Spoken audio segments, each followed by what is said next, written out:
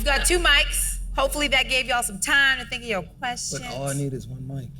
I have a question. How y'all doing? Good night. Hello. Good evening. My question is to the ladies or to the men. Okay. How do... Not... I've been drinking, sorry. Before I even came here, I've been drinking, sorry. We're glad. White and brown, sorry. Light it. Yeah. My question is, how do you make your wife 1, 2? No, cause yeah. So. Come on. Okay, I just kind of explain it to you. Okay, I want my wife to want to do things. So how do you? Yeah. Wives, like, how do you like get yourself up to like want to do certain things? Cause, of course, I get that you don't want to do things, but how like in your mind you like, all right, I want to do this, so I'm going to do it. That's the problem I'm having. Okay, so you're not just talking about sex, you're talking about specific I'm talking about like acts. anything, like even if it's washing dishes or or even watching a TV show. Like, how do you like?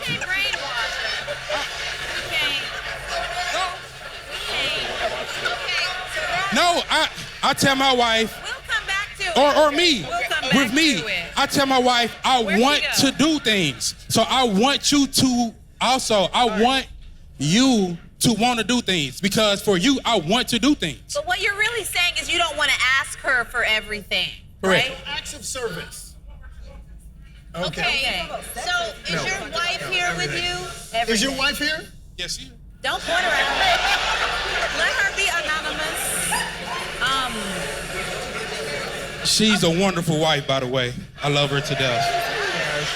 But are we gonna take this? We're gonna take this. My question is, my question for you is, okay, are we talking about sex or are we're talking about sex? That's not the only thing.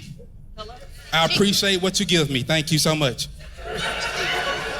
But, No, it's everything. Seriously, some things that people just don't want to do, but in your mind, like, how do you be like, all right, I want to do this. I mean, it's times like, it's places I just don't want to go, but for her, I'd be like, okay, let me get my mind right, and I want to do it. Like, I want to have a good time. I want her to have a good time. So if I go a place where I don't want to go, she's gonna see it on me, and she's gonna be like, you don't want to be here, I'm not having a good time. So in my mind, I have to transform myself and say, hey, okay, cool, let's go, let's do it. Well, I think... Even though originally I did not want to do it. So I think a lot of those... So I've kind of like trained myself to want to do. Tommy's gonna tackle this. Okay. I'm gonna try.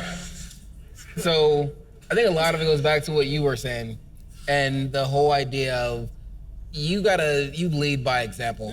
And so you do the things that you want to do. You do the things that you want somebody else to do, but you do them because you are trying to be the best version of yourself. And so much of what we deal with in marriage is ourselves and not the other person or the projection that you're dealing with. And so you can communicate those things, but you don't want to try to change your wife. You don't want her to be somebody she doesn't want to be. And you want to try to figure out a space where she can be comfortable and where she will hopefully want to do things to be supportive of you and in your union. But you want to take it? I also think that what we might be hearing a little bit of, and I'm just going to say this in general, sometimes, again, remember that we all come from a space of trauma. And sometimes we come from a space of watching our parents model certain behaviors for us that we mirror. So if you come from a background where you saw your mother do certain things, but do them like with a disgruntled sort of attitude, like begrudgingly, like, all right, I'm gonna do this for you. Like, it's one thing to give an act of service, but when you give it, but you give it like, here, I'm gonna do it for you, but here, like, it's not a great feeling. So sometimes we have to check, okay, where did I get this space of behavior from? And try to change that.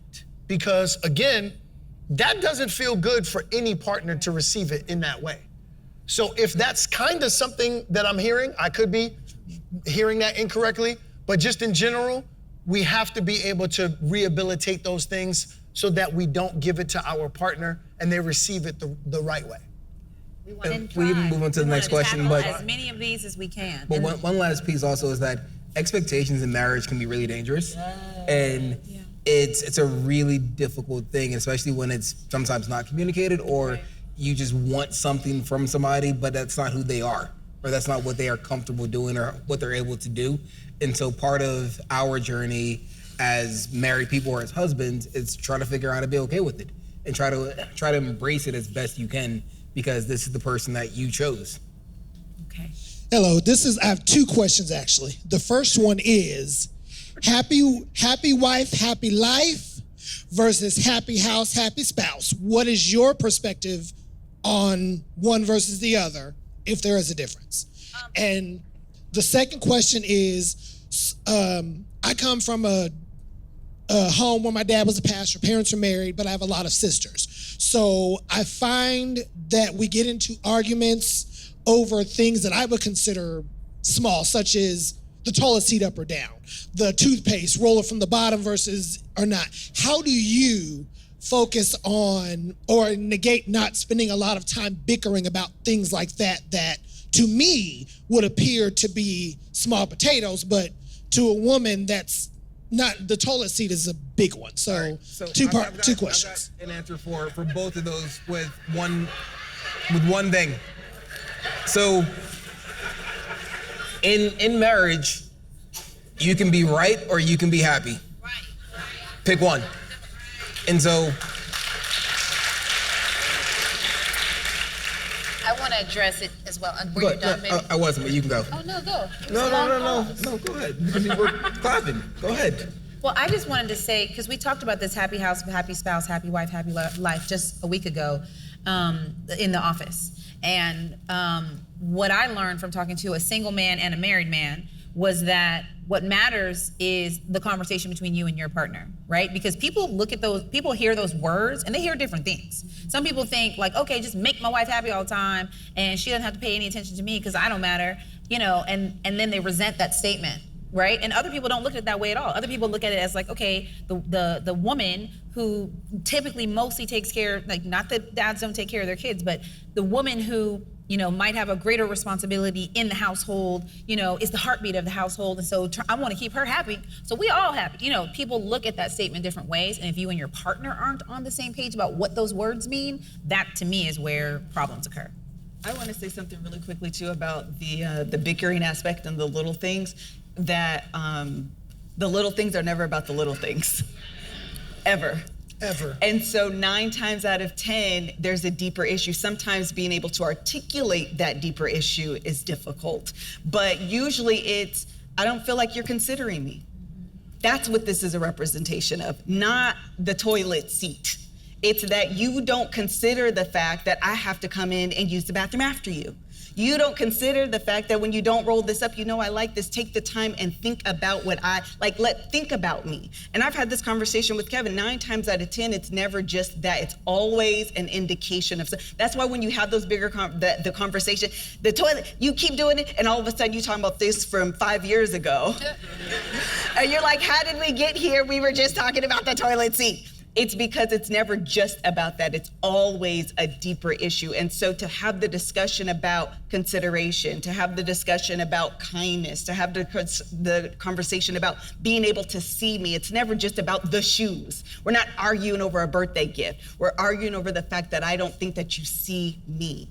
That's what this conversation is about. That's a deeper conversation. And once you can get to those little things start to disappear. I have a specific example over that. In our old, we live in Washington. Melissa, we got into an argument about, you live in Washington? Yeah. Cool, man. Nobody ever claps for that. She got mad about the Tupperware. You don't put the Tupperware tops back on. The Tupperware tops, I'm like, bro, don't nobody care about this Tupperware, man. Who cares? I never said that, but in my head, I was going crazy. So what she said that finally clicked, she was like, I take the time to put the top on the Tupperware in there. And when you don't do that, it's like you don't value the time that I take. You don't value what it was important to me at all. So like you said, it's not about the Tupperware. It's like, and a lot of times that thought will be present in other parts of your life. It's the Tupperware you don't ever do, and you didn't take the time to, and then now what happens is you start building a case against your spouse because they don't do the toilet seat, he does this, Tupperware, he said I'm bickering and nagging. Now it's overall, you are not making me happy. And so that collection of unkept little things is small representations. They're symptomatic of other things that you're not fulfilling for that person. And I said something, and I hadn't said anything in a while. 2 more questions. This question is for Sally. Will you hold the mic up? So you guys kind of touched on it just briefly about you guys' breakup. Mm-hmm. How do you, since you guys have 22 years, how do you know if that breakup is good for the relationship or bad for the relationship? Like, do I take this break and see where it goes, or I'm just gonna keep riding it out and just see what happens? Well, I think that if it just kept riding it out, then you're not supposed to be together. Like Dondre and I always, I think we had twice in our life, one when we were dating and one when we were married, that we separated for like almost a year. And things changed a lot. And it was kind of like what we were just talking about. It was a lot of these little things. And we both took the time when we were separated to work on those things, but we always loved each other. And we always wanted to make it work, especially once you're married and you have kids. It's like, we gotta somehow figure this out. So for us, that break helped us know that we were supposed to be together. But I mean, you know, I believe in God and I believe in fate. And if we didn't find our way back during that time, then maybe it wasn't supposed to be. But I think that we worked really hard to find our way back to each other. So my name's Alex. This is my first semester here as a graduate student. I'm getting my master's degree in marital counseling. Oh, that's awesome. And so my question is to you guys is, how do you feel about marriage counseling? Because to me, well, I'm also studying to become a family therapist too. And to me, I feel like family is like the basis of the foundation of everyone's psyche. And so, like y'all mentioned before, past traumas, and you're marrying the past trauma, I feel like as a marriage counselor, I can help with those past traumas.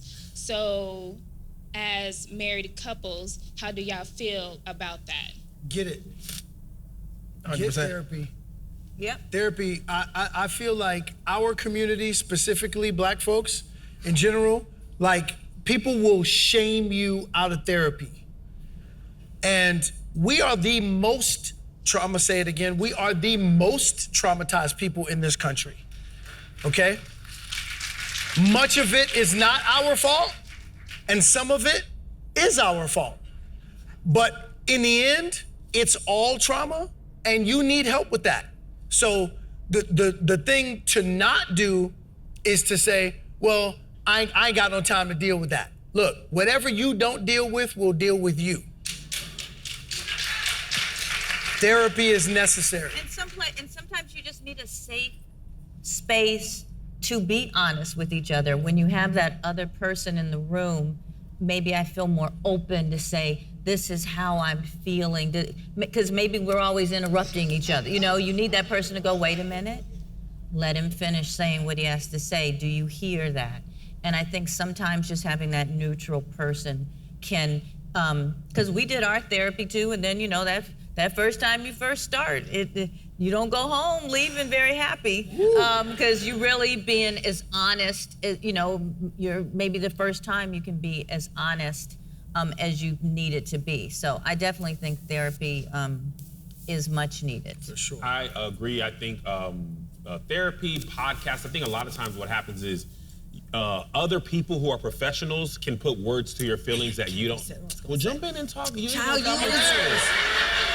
If you don't take it, I'm gonna take it. Say it. Y'all need a huddle. I be trying to let her talk and she don't be saying it. But a lot of times, even podcasts, we have, Melissa sent me episodes and been like, this is what I've been, not as like, see, I told you, but like, this is what I've been trying to explain to you that I didn't have the words for. People have used our podcast for that. Books a lot of times, and a lot of times it takes someone else to tell you that you're wrong. Because when you've been arguing with your spouse about it so long, you can tell you you're wrong and you don't want to hear it. But somebody else can be like, no, actually you're wrong in that. You'd be like, oh snap. Like an unbiased person thinks I'm wrong as well. You know, so that is like sobering, you know? So for us, we took our son to therapy as well. And we realized quickly, a trained professional even asked the questions that you would never even think of asking, that gets right to the meat of the subject much more quickly than somebody else. And what we do a lot of times, we try to use our family and friends as therapists, and they are not qualified to do that. And we also try to go to the person that is going to take our side so we can use that as ammunition against our spouse. And for me, if I go to my mom, I don't do this. But if I did, it's Ma, she tripping, ain't she? Yeah, she tripping. I never liked her. Like, whoa, I wasn't saying all that, you know? So a therapist, I feel like it can be an imperative part to be an intermediary to help you negotiate situations that you have lost control of. And sometimes it's so volatile between you and your spouse that you need a professional. Same way you go to a professional if you had a broken leg or asthma attack. You wouldn't say, mine got pneumonia, you got any penicillin. Like, it's funny in that sense, but we do that all the time with mental health. We go to a non-professional and say, hey, fix me. And it's like, man, these people are not trained to do that. And we're church people too. Who need fixing too. Yes. Yeah. Like, I grew up in the church and we expected our pastor to be SEC trading stockbroker, a marriage therapist, an accountant, and pastor, and equally good at all those. Like, this is just one dude, man. Like, give him a break. He's not equipped to do all that stuff. So I absolutely believe that if necessary, you should absolutely go to your therapist. And it doesn't have to wait until your marriage is like falling apart. You know, go before it gets to the resentment stage and you're kind of beyond therapy. Can I say one thing before you close out? Okay, I just wanted to say the other thing that I think is so important about therapy, podcasts, books, whatever way you get this information from trained professionals, is that we have these feelings, and Kev kind of hinted on it, and we don't know how to articulate it. So we're going around angry. You're in your house with attitude, and your spouse is like, what's wrong? I'm just mad. Because you don't have the language to articulate, I'm feeling lonely in my own marriage. You don't have the language to articulate that I feel isolated, that that there's resentment building up, that I'm feeling contempt. You don't have the language to identify those feelings. I have literally, and I mean this literally, taken a wheel of emotions and studied them and identified what they mean. So that way when I'm having these emotions, I'm not just passing this off as I'm angry. Because it's not always angry. Anger is very superficial and it's very easy to identify. So we associate everything with it. I just got an attitude today. I woke up on the wrong side of the bed. No, boo, that's probably not what's going on. So, but we don't always have the language to identify all of these other emotions that exist. And we don't know how that feels and how that interacts within our own bodies. Does that make sense? And so being able to sit down with a trained professional and they can ask these questions and say, oh, this is what's going on. Oh, this is what, then you're like, ding, ding, ding. That's it right there. And then you can go back to your spouse and say, yo, so listen, I know I had an attitude yesterday, but really what happened was 3 days ago, you did this, that, and the third, and I've been thinking about it, and I've been thinking, and all of these things, and now you can get to a place where you can start to build a healthier relationship. The repairing process can happen. A lot of times we don't get to the repairing process because we haven't identified the problem. We haven't identified the problem because we don't even have the language to say this is what's wrong. And that's where a professional can come in. Okay. All right. On that, I want to thank all of you all for coming out here and showing love to Black love. The reason that we do this is because we, Tommy and I, like genuinely care about having these conversations in our community, creating the show as an opportunity to talk to your partner, to talk to your friends, to watch other people debate things and share that makes you want to open up or makes you want to ask a question. And it was just so important for us to actually like bring it out into the world and really hear the questions and thoughts that you all have and talk about it. And all of that said, Black Love returns on Friday on OWN at 8 p.m.